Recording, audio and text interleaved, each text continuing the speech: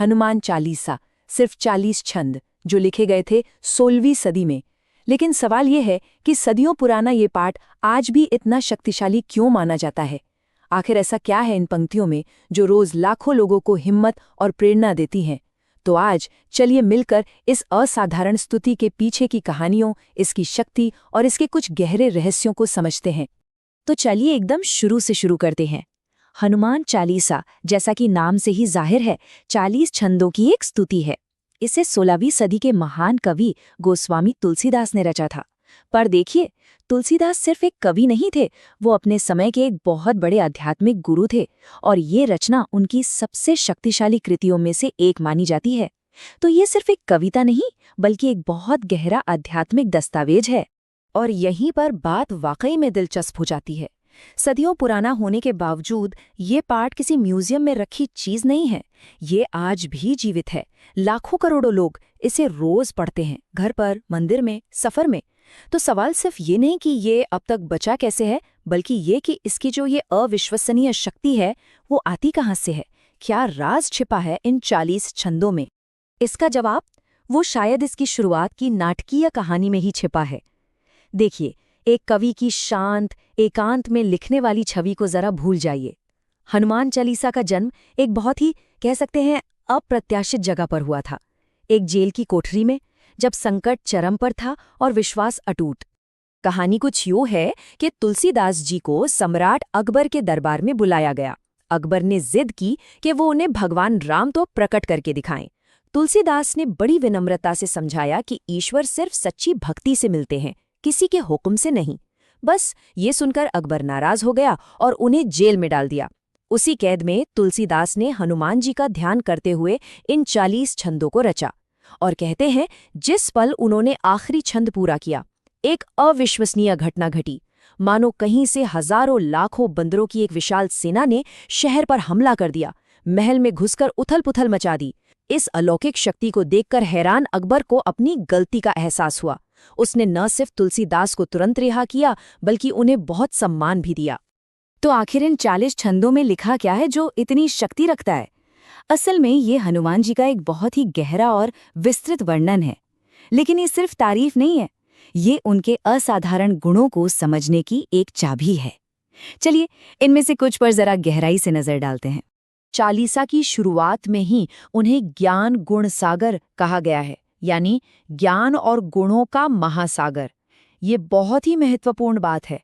यहाँ हनुमान जी को सिर्फ एक ताकतवर योद्धा की तरह नहीं, बल्कि अपार बुद्धि के प्रतीक के रूप में दिखाया गया है। उनकी असली ताकत उनका विवेक है, उनकी समझ है। और फिर जाहिर है उनकी शक्ति का जिक्र है। अतुलित बल धामा, मतलब अतुलनीय शक्ति का घर। एक ऐसी शक्ति जिसकी कोई तुलना नहीं, कोई सीमा नहीं। उन्हें कुमति निवार भी कहा गया है, यानी वो जो नकारात्मक विचारों, अज्ञानता और बुरी बुद्धि को दूर करते हैं। तो ये बात सिर्फ शारीरिक ताकत की नहीं, बल्कि मानसिक और आध्यात्मिक शक्ति की भी हो रही है। लेकिन शायद उनकी सबसे बड़ी पहचान है राम काज करिबे को आतुर, मतलब जो हमेशा भगवान राम की सेवा के लिए उत्सुक रहते हैं। और यही उनके चरित्र का सार है, उसका निचोड़ है। उनकी सारी की सारी शक्ति और बुद्धि अपने लिए नहीं है, वो पूरी तरह से निस्वार्थ सेवा को समर्पित है। अब देखिए, एक ही छंद में उनकी क्षमता का पूरा स्पेक्ट्रम दिखता है। एक तरफ सूक्ष्म रूप धरी सियह दिखावा, उन्होंने सीता जी को सांत्वना देने के लिए एकदम छोटा सूक्ष्म रूप धारण किया। तो दूसरी तरफ बिकट रूप धरी लंक जरावा, और फिर उसी लंका को जलाने के लिए एक विशाल और भयानक रूप ले लिया। ये शानदार तरीके से दिखाता है कि असली शक्ति वो है जो जरूरत के हिसाब से खुद को ढाल सके। अच्छा, तो अब उस सवाल पर आते हैं कि लोग इस भजन का पाठ करते क्यों हैं। दिलचस्प बात यह है कि इसका जवाब चालीसा के अंदर ही दिया गया है। इसके पाठ से होने वाले कई लाभों का वादा इसी में किया गया है। चालीसा सीधे तौर पर सुरक्षा का वादा करती है, भूत पिशाच निकट नहीं आवे। ये अच्छे स्वास्थ्य का वादा करती है, ना से रोग हरे सब पीरा। ये सफलता का भरोसा दिलाती है, मुश्किल कामों को आसान बनाने की बात करती है।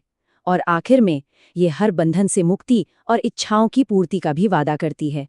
और यही तो सबसे जरूरी बात है, ये सिर्फ कोई आध्यात्मिक वादे नहीं हैं, ये रोजमर्रा की जिंदगी में ठोस सुधारों की बात है।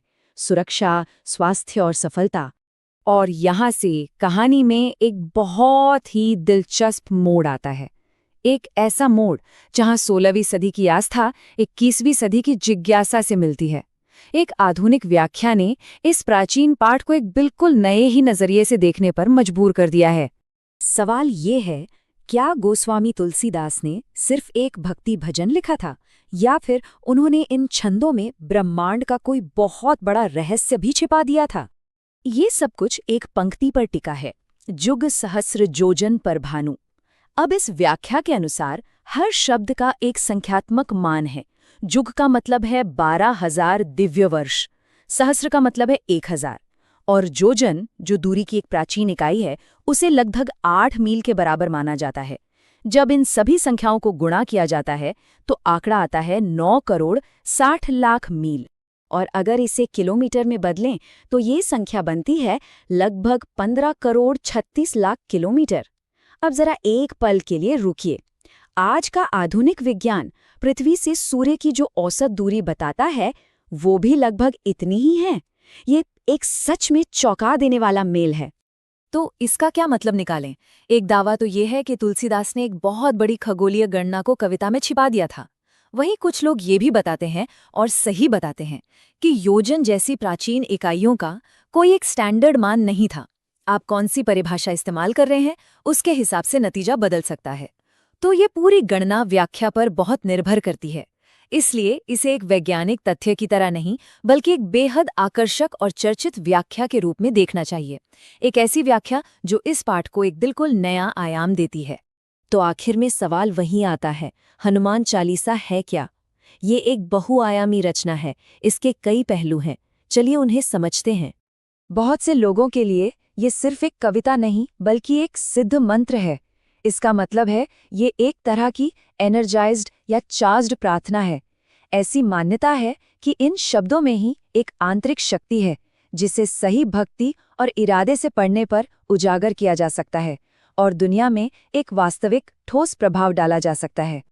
और अगर धर्म से परे देखें तो कई लोग इसे लीडरशिप और साइकोलॉजी की एक प्रैक्टिकल गाइड के तौर पर भी देखते हैं। हनुमान जी का चरित्र, जो अपनी अपार शक्ति का इस्तेमाल सिर्फ निस्वार्थ सेवा के लिए करते हैं, मैनेजमेंट और सेल्फ कंट्रोल के बारे में बहुत कुछ सिखाता है।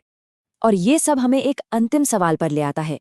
चाहे इसे आस्था की एक गहरी अभिव्यक्ति के रूप में देखा जाए, ज्ञान की स्रोत के रूप में, या फिर ब्रह्मांडीय गणित की एक पहेली के रूप में, हनुमान चालीसा की असली और स्थायी शक्ति शायद इस बात में है कि यह हर पीढ़ी को अपने लिए नए अर्थ खोजने का मौका देती है। तो किसी भी रचना को उसकी शक्ति कहाँ से मिलती है?